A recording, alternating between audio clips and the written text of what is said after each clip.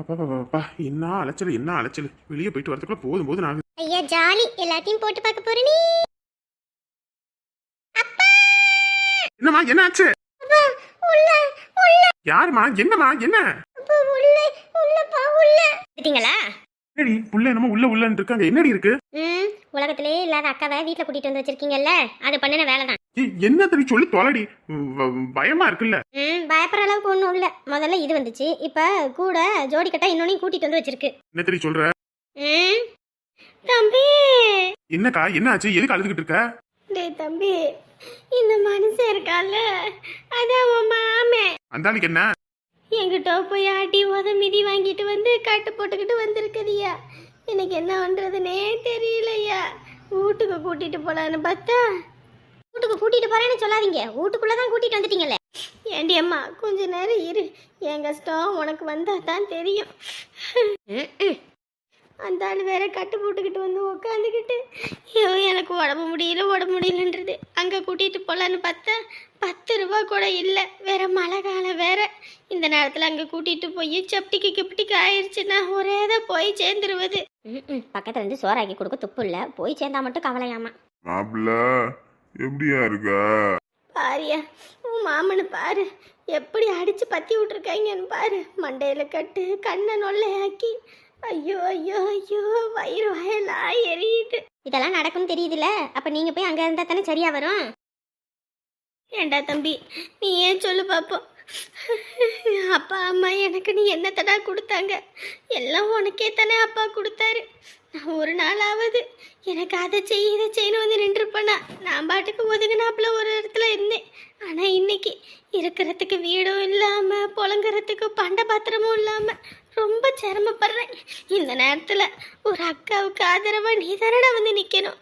அன்னைக்கெல்லாம் உனக்கு ஒரு பிரச்சனைனோடனே இந்த அக்கா அந்த ரவுடின்னு கூட பார்க்காம என் உயிரை போனா கூட பரவாயில்லன்னு சொல்லி சண்டை போட்டு உன் உயிரை காப்பாத்துறேடா. இனி இந்த ஆளை திருத்த முடியாது.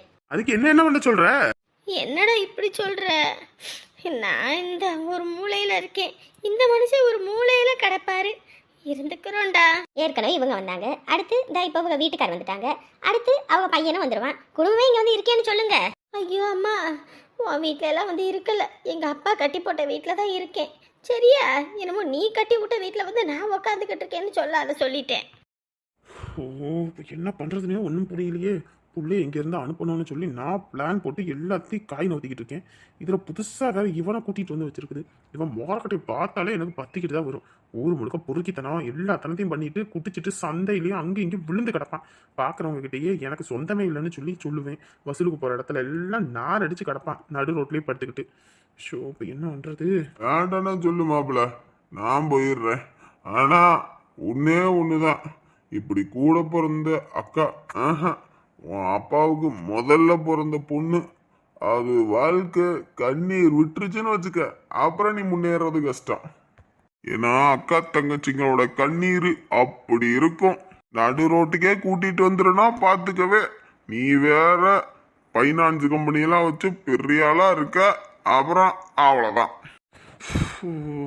சரி இருந்து தொலைங்க. இவங்க என்ன பேசிக்கிட்டு இருக்கீங்க? இவங்க இருந்தாங்கன்னா நான் இந்த வீட்டில் இருக்க மாட்டேன் சொல்லிட்டேன். என் உயிரை எடுத்து தொலையாத. நீ இருக்கா இரு, இல்லைன்னா போய் சேர்ப்போ. இந்த ஆளுகிட்ட போய் பேசின மாதிரி என் புத்தியை நான் நம்ம செவுத்துல அடிச்சுக்கணும். காஞ்சனா, என் வீட்டுக்காருக்கு நாட்டுக்கோழி சூப் வச்சு கொடுமா. அடிப்பட்ட உடம்புக்கு ரொம்ப கிருப்பா இருக்கும். கிருப்பு தானே? மருமகளே, எல்லா பையன் சொல்லிட்டான், நம்ம வீட்டு மருமவ உன்னை பார்த்துக்கிறதும் உன்னையும் என் பையனையும் சேர்த்து வைக்கிற பொறுப்பு என்னுடையது, சரியா? என்னன்னு கேக்குறேன். இங்கே யாருக்கு அந்த விஷயம்லாம் தெரியாது. உன் வாயை வச்சுக்கிட்டு கம்மனு இரு, இல்லன்னு வையி அப்படியே தச்சு போடுவேன் பாத்துக்க.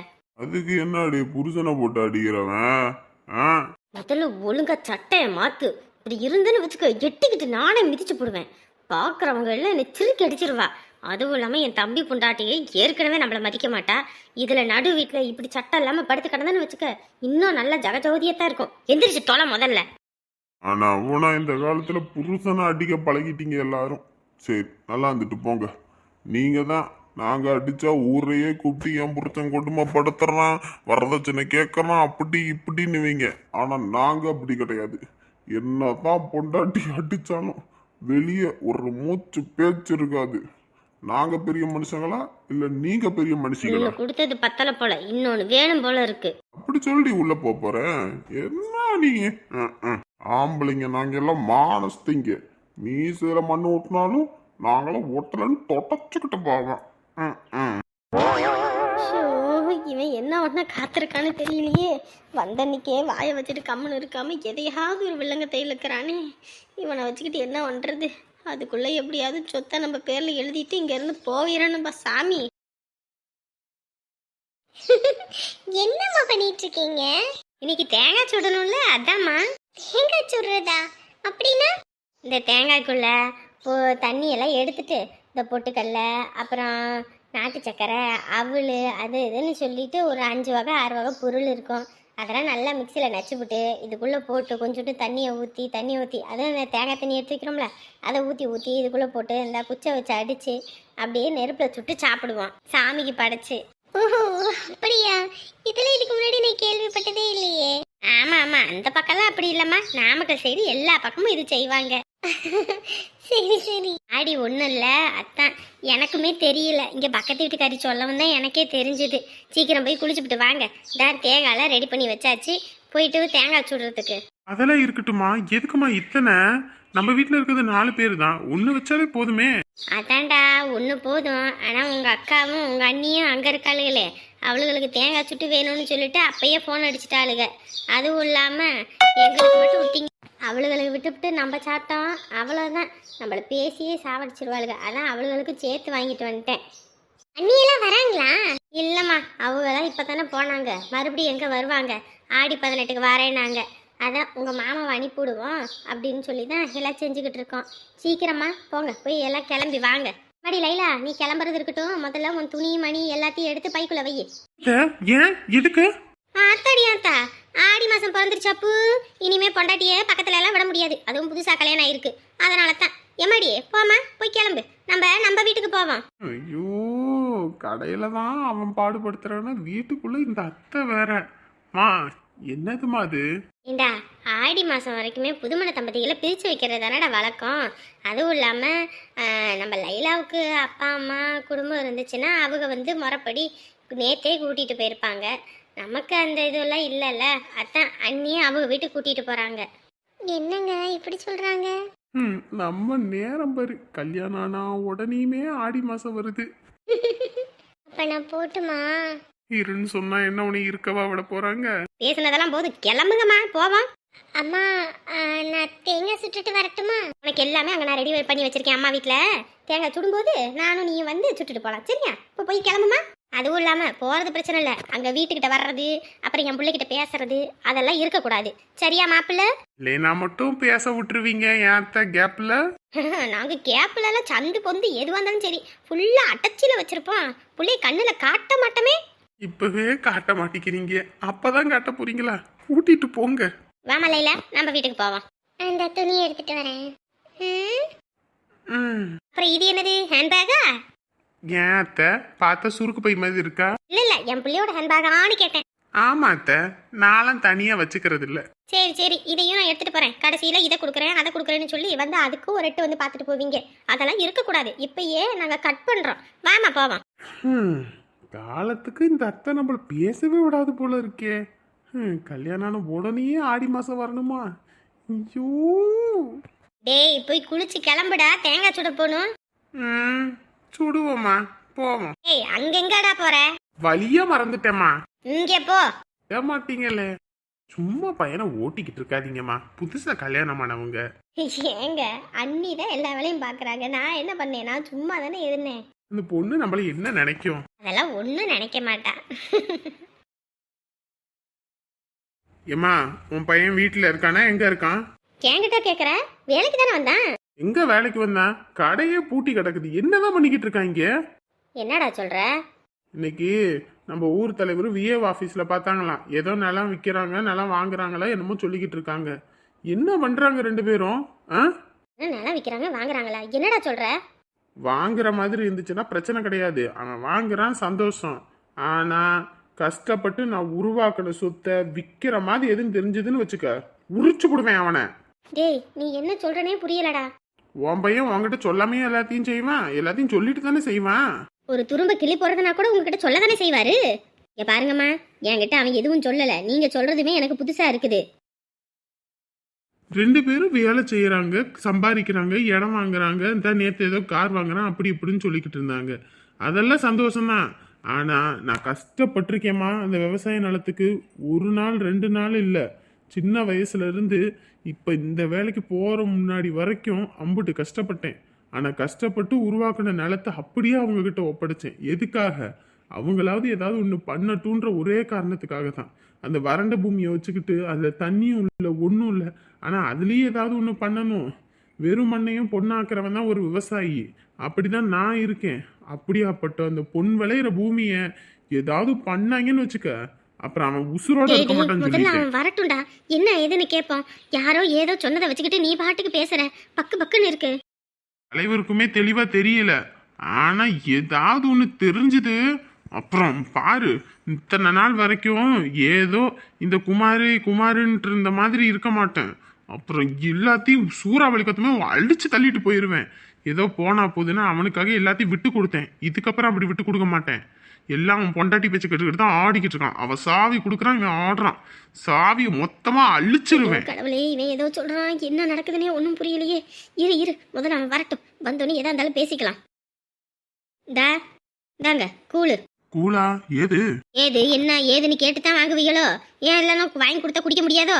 என்ன விசேஷம்னு கேட்டேன். இன்னைக்குதான் ஆடி ஒன்றும் இல்லை, அதான் கோவில்ல கூழ் ஊத்துனாங்க. சரி, வர வழியில தானே ஊத்திட்டு இருந்தாங்க, நம்ம ஒரு வாங்கி குடிச்சிட்டு உங்களுக்கு கொண்டு வருமேன்னு கொண்டு வந்தேன். பிடிங்க. சரி. அது ஏன்னா அந்த சாப்பிட்டீங்களா என்ன? எடுத்து எல்லாத்தையும் வெளியே கொட்டிட்டீங்களா?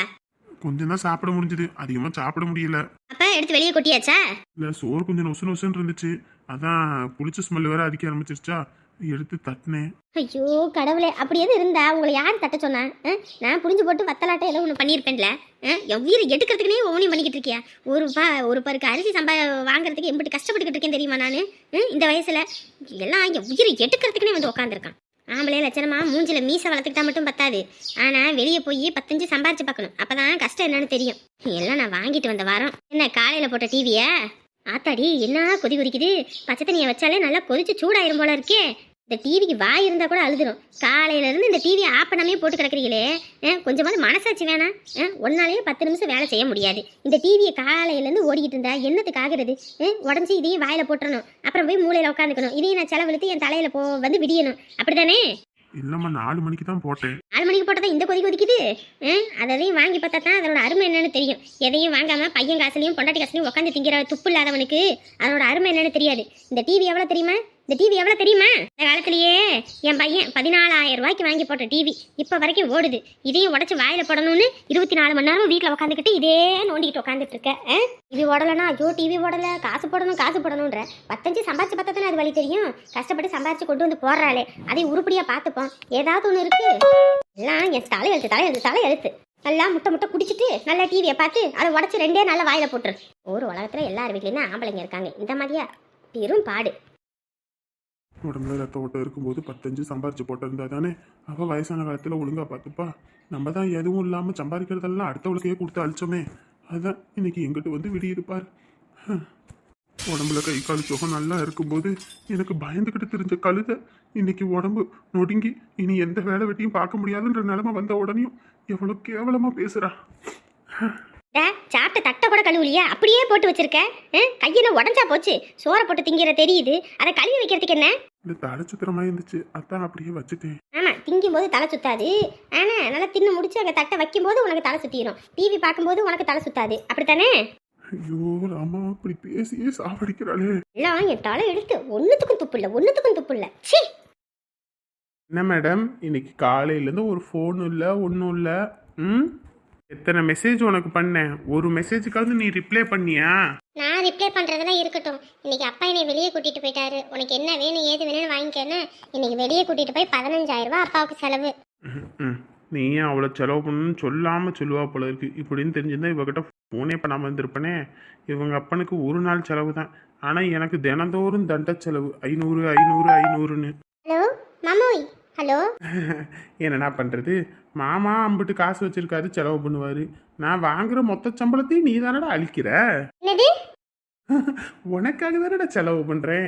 ஒரு நாள் தான் 15,000, ஆனா நான் மாசமே உனக்கு 15,000 செலவு பண்றேன்டா. ஆ? எவ்வளவு செலவு பண்ணியிருக்கேன் உனக்கு. ம், ம். அதெல்லாம் இருக்கட்டும். உங்க அப்பா எங்க வீட்ல வந்திருக்காரு? என்னது எங்க அப்பா அங்க வந்திருக்கானா? என்ன சொல்ற? ஆமா, தலையில கட்டு போட்டுக்கிட்டு கண்ணுல எல்லாம் காயமாயி வந்து இங்கதான் இருக்காரு. நான் பார்த்து பயந்துட்டேன். திரும்ப மாட்டு பையன் அங்கதான் போய் இருக்கானா? என்னடா வீட்டுல இருந்து காணமே, காலையில அடிபட்டு ஓடினானே, எங்கிட்டாவது போய் விழுந்து கிடப்பான்னு பார்த்தா அங்க போய் உட்காந்துருக்கானா? இவனை என்னதான் பண்ணி தொலைகிறதுன்னு தெரியலையே. Hello hello. ஆ, சொல்லு சொல்லு சீதா. உங்க வீட்டுல உங்க அப்பாவும் அம்மா ஏதோ ஒன்று சொல்லியிருப்பாங்களே. அப்பா இருக்கட்டும்ட்டாரு. பேசாட்டுக்கு நீங்களும் அங்கிருந்து கஷ்டப்படுறதுக்கு நீங்களும் இங்க வந்துருங்களே. எல்லாரும் ஒண்ணா ஒரே வீட்டுல ஜாலியா இருக்கலாம். நம்மளும் பயந்து பயந்து போன் பேசணுன்ற அவசியமே இல்லையே. ம். எந்த நேரத்தில் உங்கள் அப்பா எங்கள் அம்மாவையும் அவனையுமே அடிச்சு துரத்துவான்னு தெரில. இதில் நானும் வந்து அடி வாங்கிட்டு வரதுக்கா? சரி பார்ப்போம் எப்படின்னு. மம்மோய் நீங்களும் வாங்க மம்மோய், ஜாலியா இருக்கலாம் மம்மோய். எங்க அப்பாவும் முதல்ல மாதிரி இல்ல, இப்ப என் மேல ரொம்ப அன்பா இருக்காரு. இது ரொம்ப அன்பாக இருக்காரா? இது ஒன்றும் சரியில்லையே. எல்லாம் வெளியே கூட்டிட்டு போய் என்ன வேணும்னாலும் வாங்கிக்கோமா, என்ன வேணாலும் சாப்பிடுமா, என்ன துணி வேணுமா, பொருள் வேணுமா, என்ன வேணாலும் வாங்க வாங்க வாங்கன்னு எனக்கு எல்லாத்தையும் வாங்க வச்சாரு தெரியுமா. ரொம்ப ஜாலியா இருந்துச்சு இன்னைக்கு. சீதா, இதில் ஏதோ ஒரு உள்நோக்கம் இருக்க மாதிரியே எனக்கு தோணுது. உள்நோக்கம் இருக்கா? எங்க அப்பா ரொம்ப நல்லவர், அவரை பத்திலாம் தப்பா பேசாதீங்க. ஏய், உங்கள் அப்பா எப்படிப்பட்டவன்னு ஏற்கனவே சொல்லியிருக்கேன் தானே. அதெல்லாம் எப்படியோ ஆனா எங்க அப்பாவுக்கு என்னன்னா ரொம்ப பிடிக்கும். எனக்காக என்ன வேணாலும் செய்வாரு. அது மட்டும் இல்ல, இன்னைக்குலாம் எனக்காக எவ்வளவு பண்ணா தெரியுமா. அதுதான் எனக்கே பயமா இருக்கு. எதுவுமே இத்தனை நாள் செய்யாத இருக்கு, இன்னைக்கு செய்யறாருன்னா சந்தேகமா இருக்கு. கடல் நீரும் உப்பு தான். உங்ககிட்ட பேசினதும் தப்பு தான், வைக்கிறேன். ஹலோ, ஏய் சீதா, இப்போ என்னத்த பெருசா சொல்லிவிட்டேன்? ஏதோ ஒரு நாள் அவங்க அப்பா வெளியே கூட்டிட்டு போய் எல்லாம் வாங்கி கொடுத்துட்டாராம். உடனே அவர் பக்கம் சாஞ்சிட்டா நம்ம ஐஸ்கிரீம் வாங்கி கொடுத்து எவ்வளவோ பண்ணியிருக்கோமே, நம்மள ஒரு நிமிஷம் தூக்கி வீசிட்டாலே. என்னடா இது, இவ்வளோதானா? என்ன இருந்தாலும் அந்த புரோக்கருக்கு 20,000 ரொம்ப அதிகம். கம்மியாவே கொடுத்துருக்கலாம். 25 லட்சம் வாங்கி கொடுத்துருக்கான். 20,000 கொடுத்தா ஆகணும். இதுவே வேற ஒருத்தனா இருந்தா 25,000 கொடுன்னு வாங்கியிருப்பான். ஏதோ இவனா இருக்க போய் 20,000 முடிச்சான். அப்பனா நம்ம கிட்டே 20,000, அப்ப அவங்க கிட்டே காசை வாங்கியிருப்பது இந்த ஆளு. அது நமக்கு தேவையில்லாத விஷயம். என்ன தேவையில்லாத விஷயம்? அன்னைக்கு கூட்டிகிட்டு வந்து காட்டும் போதே அவரோட ஃபோன் நம்பர் மட்டும் வாங்கி வச்சுருந்தீங்கன்னா இன்னைக்கு நம்ம அந்த இடம் வாங்குறவர் 3 பேரும் போயிட்டு முடிச்சு சிறப்பாக வந்துருக்காங்க. அவங்க காசு அவங்ககிட்ட இருந்திருக்கும். தண்டத்துக்கு இவனை கூட்டிகிட்டு போய் இவனுக்கு திங்கிறதுக்கு தூங்குறதுக்குன்னு எல்லாம் செலவு பண்ணி இப்போ 20,000 செலவுக்கு கொடுத்துட்டு வா. காரணம் தான் அவனை வச்சு காரியம் தான் கொடுக்கறது. நாளை பின்ன ஏதோ வில்லங்கன்னா யார்கிட்ட போய் கேட்கறது? ஆமாம் ஆமாம், பெருசாக வில்லுங்க வருது. இந்தா இப்போ இந்த பொட்டியோட வீட்டுக்குள்ளே போவான்.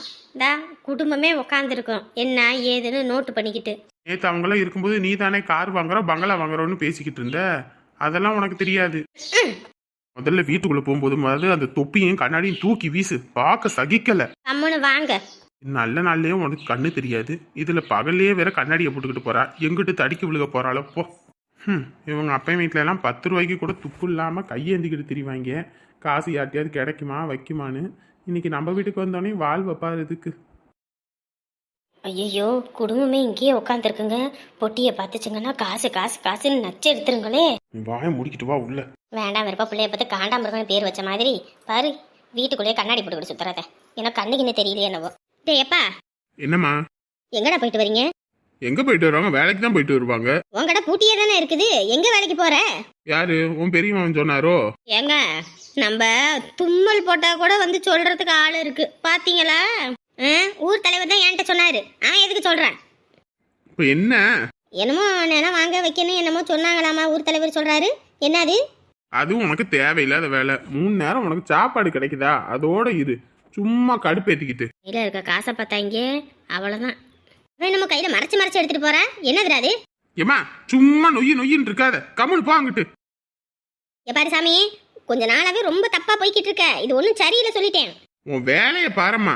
முதல்ல கதவை சாத்துங்க. தம்பி, இவன் போற போக்கே சரியில்லடா. அந்த சிறுக்கி இவனை எங்கேயோ கூட்டிட்டு போய் நிறுத்த போறா. அது வேணா எனக்கு தெரியுது. அவ்வளவுதான், இனி நடுத்தெருவு கன்ஃபார்ம். தாத்தானுக்கு வேதம் ஓதுற மாதிரி உன் மருமன் உன் பையனுக்கு நல்லா ஓதுறா. இனி பாரு எங்க வந்து நிக்க போகுதுன்னு.